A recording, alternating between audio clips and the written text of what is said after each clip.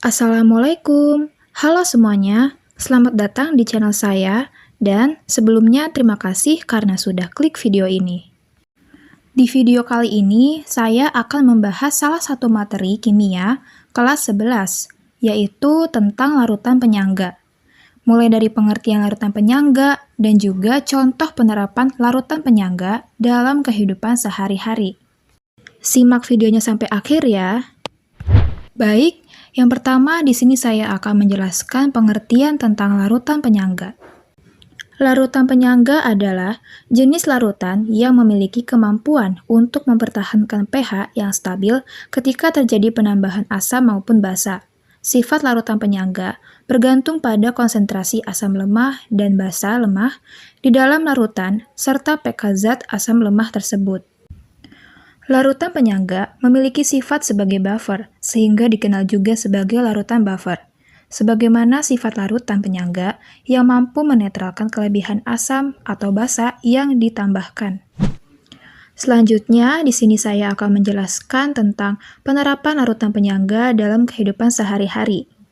Ada beberapa contoh dari kegunaan larutan penyangga, seperti untuk penggunaan sampo bayi, obat tetes mata, darah, dan juga makanan kaleng.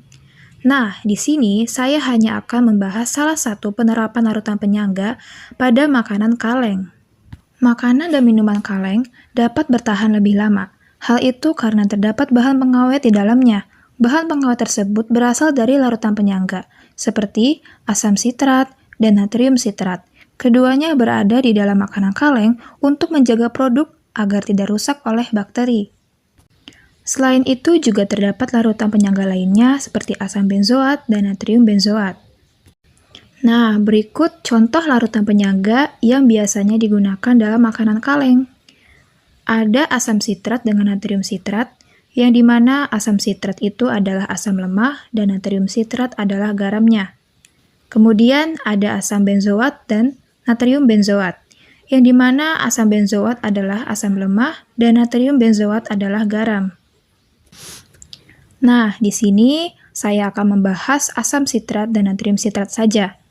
Asam sitrat berbentuk kristal atau serbuk putih yang mudah larut dalam air dan juga etanol, serta tidak ada baunya. Rasanya juga sangat asam.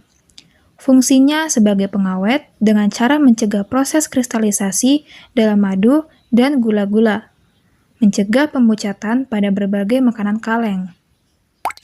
Berikut reaksi pada penambahan asam atau basa pada asam sitrat.